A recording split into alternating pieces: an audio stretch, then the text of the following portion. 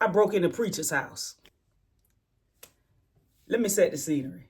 So one day I'm walking through the neighborhood and I'm looking for something to get into. All of a sudden, I got an urge to go up in this certain house. It was sitting off by itself. I was like, I'm going to go up in there. Yeah, there got to be something in there. So I get to the house and there's an antique car sitting back there by the garage area. Not in the garage, but next to the garage. So I check it out. I was like, okay, this old money right here. You know, that's how I'm thinking. So I get my screwdriver out. I go up on the porch. Check out the area. Nobody's there.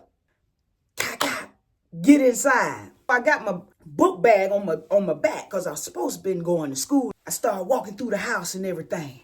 So I'm checking it out. Now inside the house, it kind of looked like it's real old and don't look like a lot of money. Now the outside, it look okay. It's straight. But inside, you could tell there wasn't much in here. So I was like, okay, ain't much in here. I'm just walking and on the kitchen table, there's a box. I went over to the box and I was like, okay, let me see what's in here. I opened the box. As I started going through the box, there's a lot of about almost 50 to 60 envelopes, about that big. And the envelopes are like white with, I forgot what the writing said, but I know it said insurance. It was something to do with insurance money. Inside every envelope was a $50 bill. So I'm like, oh man, I done hit the jackpot. So after looking through about 10 of them, I shut the box back, took the box, put it in my backpack. So I got the backpack on. So I'm walking through the house, just creeping through the house. I'm like, okay, it might be something up in here. You know, it don't look like much, but it might be something up in here. I didn't hit every room because it was the smell of urine in the house. So I ain't really want to be in it too long. So I just looked around real quick. So I turned around. I said, okay, let me get up out of here. As I'm walking out, I hear, ugh. So I'm like, okay, that must be coming outside. Let me peep outside before I walk out here. I look out. It's a man down the road. He just mowing the yard. So you can hear the, you can hear the weed eaters. So I'm like, nah, okay, he down there. The noise started getting closer, but it was a faint noise. I heard it again. So I'm like, dang, is it an animal in here or something? So I started tipping. And I went to tiptoeing down the hall. So I was like, dang. So I'm looking at the rooms, but I ain't touching them. So the main bedroom sitting off right there. So I heard it again. So I tipped over there. Now, when I got in the main bedroom, I saw a walker, and the walker was flipped over.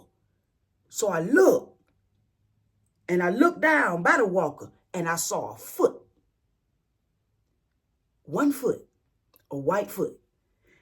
And I could tell by the look of the foot that it was an older person because you could see the purple and the blue veins, and up under the foot was like a lot of bruising. I knew it was an older person. I can tell by the way the feet look, his foot looked. So I tipped around and I did like this. And I saw the white man laying there on the floor. Man, y'all know my heart like I ain't about to get charged for this because I ain't dead now. So I'm like, man, I don't know what to do at this point. So I'm looking and I was like, oh, man. So I don't know. It just came out of me. I say, hey, you all right? He was like, help me up. And I was like, oh, man. I said, okay, Lord. So I picked the walk up, and when I went to try to help him up, he was like, oh. And I was like, okay, hold on. He was like, I need that wheelchair over there. Now, he had an electric wheelchair that rolls, but it was over there by the bathroom area, and I guess he was trying to get out the bed with the walker to get over there to the wheelchair, and he had fallen. So I went, and it was an electric chair, so I got the chair, drove it over there, put it by. So I went back down to help him. He put his hand on the wheelchair, and I had the other hand, so I braced myself, and I pulled him up, helped pull him up. So when I pulled him up, he sat in the chair and everything. I'm just talking to him, so he ain't really questioning me or nothing. He ain't asking me nothing. He just thanking God that I done helped him up. As I'm talking to him, I'm like, you all right? You need me to call somebody? He was like, no, I'm fine. I'm fine. Thank you. I'm going to be fine. So I'm just talking to him, making sure he all right before I leave. I mess around and look up. And when I looked up by his closet, I saw a clergy robe. Now, if you don't know what a clergy robe is, that's like for pastors and evangelists and people that's of the cloth that wear this when they preach. I started inquiring about the clergy robe. So I'm looking at it. I'm like, I say, you a pastor? And he began to tell me his story. He say, I used to preach. I had a church. I had 2 churches. I was an overseer of 2 churches. And the man just began to talk to me. And as he began to talk to me, his strength was being renewed. I'm talking about, he was talking with power when he started talking about God. Now, he in his own strength, he was old and he was feeble. When he started talking about God, there's a power came over this man. So I'm standing there and I'm listening to him. And I'm like, wow.